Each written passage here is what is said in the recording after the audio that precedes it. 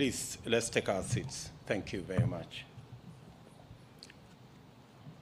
Mr. President, on behalf of the people of Kenya, the government of the Republic of Kenya, and my own behalf, I wish to welcome you and your delegation to Kenya. You are amongst brothers, you are amongst sisters. Your visit to our country, Your Excellency, your state visit has been long in coming. We have been waiting, and we are grateful that finally you have come, and we are delighted that you are amongst us.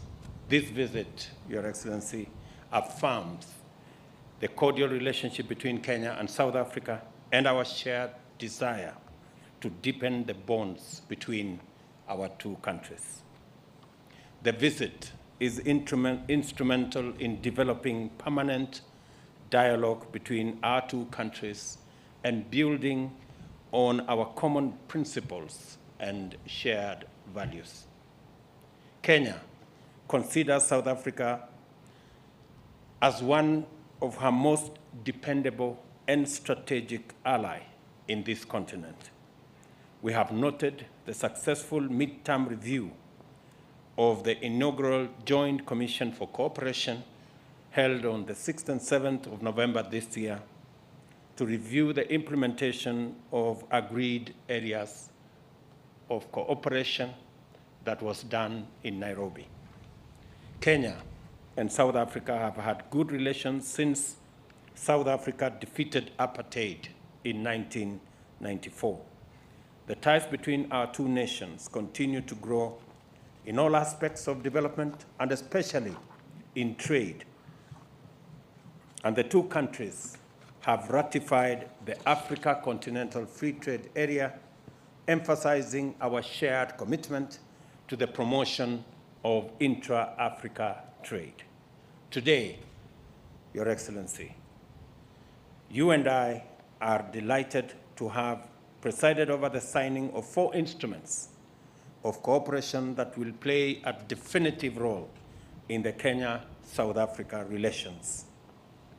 They are 3 memoranda of understanding and 1 agreement on cooperation in the fields of correctional services, cooperation in the fields of housing and human settlement, cooperation between Kenya School of Government and the National School of Governments from South Africa, and the agreement on audiovisual co-production.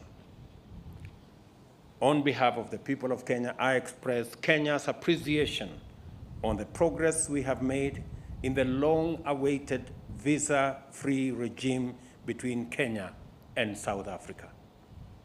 From January 1, Your Excellency, we will have a different regime, thanks to your personal intervention on this matter and the wealth of experience that have been brought on board by your officials.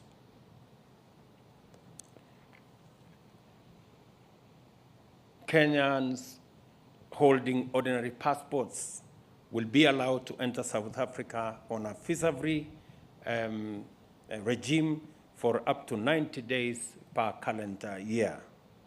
The two countries have also agreed on a return policy when immigration laws and regulations are breached, to make sure that bad elements that try to infiltrate our borders are dealt with firmly and decisively. President Ramaphosa and I have also agreed to develop a sustainable mechanism to identify, monitor, and resolve non-tariff barriers that limit the trade potential between our two countries. We can only reap the full benefits of the MOUs and agreements we have signed through the full and effective implementation of all the undertakings we have committed ourselves to. It is important that we continue to demonstrate the viability and usefulness of the JCC mechanism in improving the quality of our relations. We are concerned over the continuing threats to international peace and security, particularly conflicts in the Horn of Africa, the Great Lakes region, and the Sahel. These conflicts cause suffering, disorder, and lead to unsafe migration and weakening of states. Your Excellency, I want to thank you specifically for providing the necessary leadership that saw the resolution, at least at the technical level, and now that implementation will be carried out on the matters between Tigray and the government of Ethiopia. Kenya and South Africa commit to play our roles in the pursuit of sustainable peace and security in Africa and the world through the Africa Union Peace and Security Council and UN Security Council frameworks.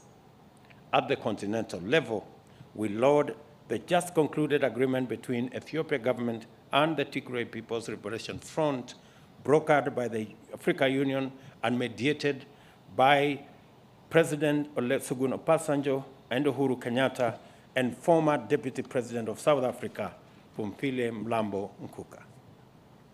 We appeal to all parties to ensure the full and comprehensive implementation of the agreement.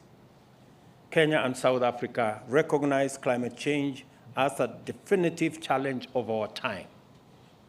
We reiterate the implementation of the national determined contributions, including adaptation and mitigation efforts and delivery of finance as agreed in COP27. We urge developing nations to meet their obligations and work with other parties to ensure swift implementation of the Climate Change Finance Delivery Plan. I congratulate you, President Ramaphosa, on the launch of the Just Transition Framework for South Africa during the 6th meeting of the Presidential Climate Commission held on 27 May 2022. President Ramaphosa's leadership continues to steer South Africa to greater heights of economic development. Working together is the only way we can achieve shared desire for closer bilateral cooperation and a stronger strategic partnership. There is no doubt, Mr. President, that we have made good strides during this visit, and we look forward to achieving even more in the near future. I thank you, Your Excellency, Mr. President, for the state visit and convey the best wishes of peace, stability to the government and the great people of South Africa. Thank you, and God bless you, Mr. President.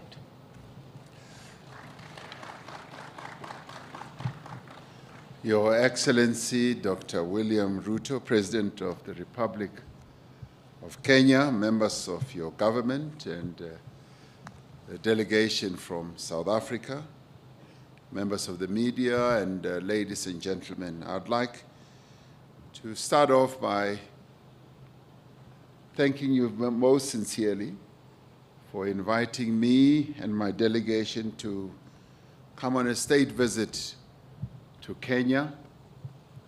This in many ways demonstrates the very deep and strategic relationship between South Africa and Kenya. And I'd also like to reiterate our congratulations to you for your election as President of this wonderful country, Kenya, and wish you the very best as you lead this great nation to greatness. These principles will undoubtedly continue to serve us well into the future, especially in times of global uncertainty. We used our discussion, both our tete-a-tete and our official talks in the presence of our respective delegations, to take stock of the current state of our bilateral relations, while also exploring other areas of mutual interest and possible cooperation. And we recognize that the wonderful foundation that exists between our two countries gives rise to enormous opportunities that our two countries should capitalize on. We also witnessed the signing of agreements and memoranda of understanding, as you correctly said, and this builds on the other agreements that we had signed in the past. We are committed to ensure that the agreements and the memoranda of understanding that we have signed now and in the past will be implemented fully. You and I also took opportunity to discuss the thorny issue between our two countries of visas between South Africa and Kenya, with a view of allowing Kenyans to be able to visit South Africa on a free visa basis, that is without having visas. We agreed that indeed Kenyans should be able to visit South Africa without requiring them to have visas, and that this dispensation will commence on the 1st of January in 2023, and that our officials will speed up the processes of putting this into effect, and that this dispensation will be available to Kenyans for a 90-day period in a given year, meaning that, yes, can use the 90 days, 10 days, 20 days, or whatever. For the full year, Kenyans will have a full 90 days to be able to visit South Africa, and we will be able to review this and get reports from our ministers within a year and see how this is functioning. This will also be underpinned by other processes that we have agreed should take place, close monitoring of the implementation of this process, and also be able to have a return policy of those, as we call them, elements that would be undesirable to be able to be returned to Kenya. And this, in many ways, just strengthens the relationship between South Africa and Kenya, but more importantly, the people-to-people contact, because as you and I observed, Kenyans and South Africans have multiplicities of relations, both business, social, communal, at a relatives level. They want to be able to travel, and tourism also between our two countries will be greatly enhanced through this. South Africa and Kenya are confronted by a number of challenges, almost similar challenges of poverty, inequality, and unemployment. Since 2020, South Africa has been implementing what we crafted as the Economic Reconstruction and Recovery Plan to lift our economy out of a prolonged period of slow growth, but a period that was also negatively impacted by COVID-19. This is not dissimilar to Kenya's recovery plan, with its 6 core pillars of agriculture, focusing on micro-enterprises, small and medium enterprises, housing and settlement, healthcare, and the digital superhighway and the creative economy, as well as the environment and climate change. There are definite opportunities for South Africa and Kenya to share experiences and good practice in the implementation of these various economic opportunities that are given rise to by the plans that we both have adopted. We are therefore pleased that the business forum that is taking place at this moment during this state visit, will also be exploring a plethora of opportunities between our two respective businesses. And we are delighted that businesses from South Africa, business people from South Africa have traveled in their numbers to come here, both from the private sector and the public sector, and this endeavor, they are also